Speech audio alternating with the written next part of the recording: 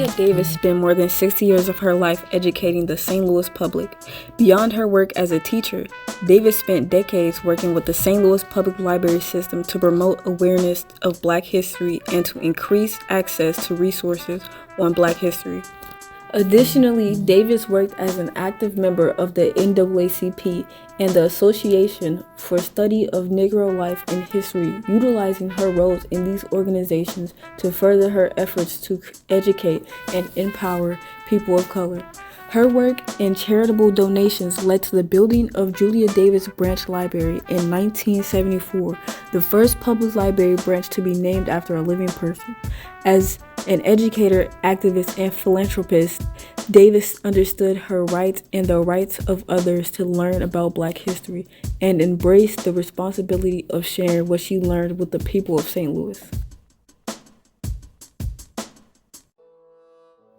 Julia Ann Davis was born in 1891 in St. Louis, Missouri to Thomas and Louisa Davis. When she was born, her family was living at 2825 South 11th Street. Her father had come to St. Louis from Oklahoma before it had become a state. He worked as a carpenter, but when he couldn't find carpentry work, he worked as a porter. Julia's father died in 1893 when Julia was just 2 years old. With her father's passing, Julia's mother, Louisa, became the primary supporter of the family. Julia's family, despite their struggles, managed to get through the tough early years. Julia attended school at Dumas Elementary, where she excelled before attending Sumner High School. When Julia attended high school at Sumner, the school was at its second building, located at the corners of Walnut and South 15th Street. But by the time she graduated, the school was working on plans to break ground on the building now standing at 4248 Cottage Avenue. By all accounts, she was an excellent student, and she recalled visits to the school by legends like explorer Matthew Henson. Helping shape her pride in her school, after completing her studies, Julia Davis graduated from Charles Sumner High School with 52 other students. The graduation was held at the Century Theater on June 17, 1909. Even though she didn't go to high school on Cottage, she was able to attend Sumner Normal School for Teachers, which was later named Stowe College and located in the new Sumner building. Julia Davis would later return to Stowe and receive her bachelor's degree in 1937, in addition to attending State University of Iowa, where she received her master's in education in 1941.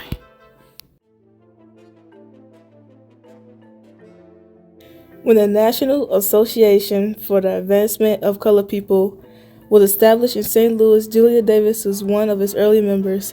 Davis served as the organization's public communication chair. In 1915, she wrote the piece on display here, "The Paramount Thought, a Radical Article."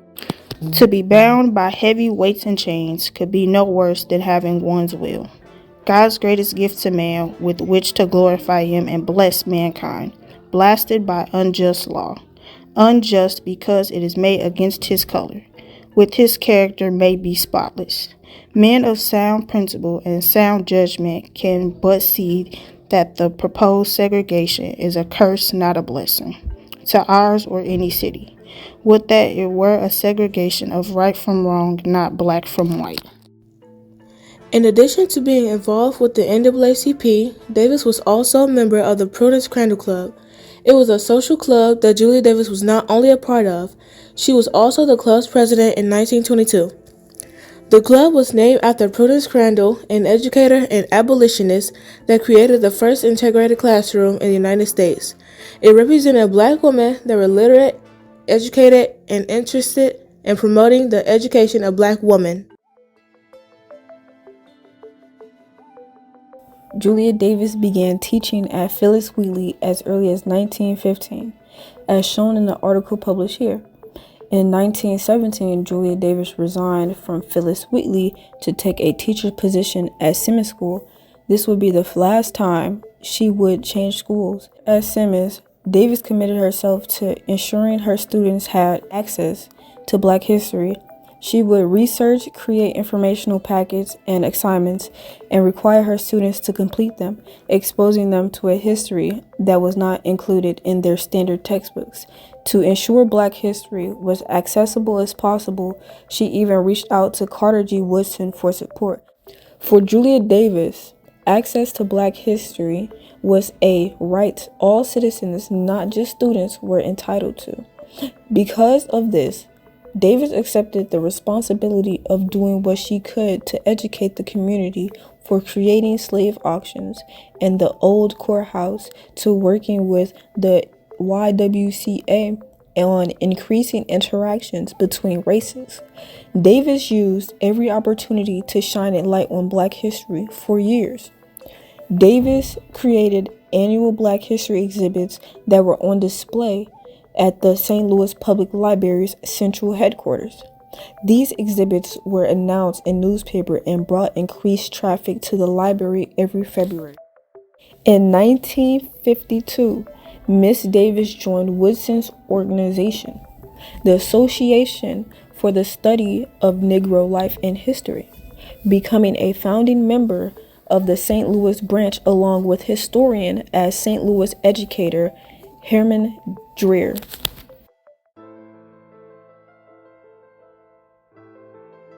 On her 70th birthday, Julia Davis donated $2,500 to the St. Louis Public Library following her retirement from Simmons. She also encouraged other people, organizations, and businesses to donate to the Julia Davis Library Fund. The fund was used to purchase books, printing materials, arts and crafts, and other materials related to the contribution of the African Americans to the American and world culture. A little more than a decade after making her donation to the St. Louis Public Library System, she was honored with a library branch named in her honor. This was the first time in U.S. history that a library branch was named after a living person. On April 21, 1974, the first location of the Julia Davis Library was opened at 3 p.m. at 4666 Natural Bridge. With this honor, Davis's dream of providing her community with access to their history was fulfilled. It did not, however, stop her work. She continued to raise money for the branch, utilizing her birthday as an opportunity to bring awareness to the library and raise funds to help it further develop.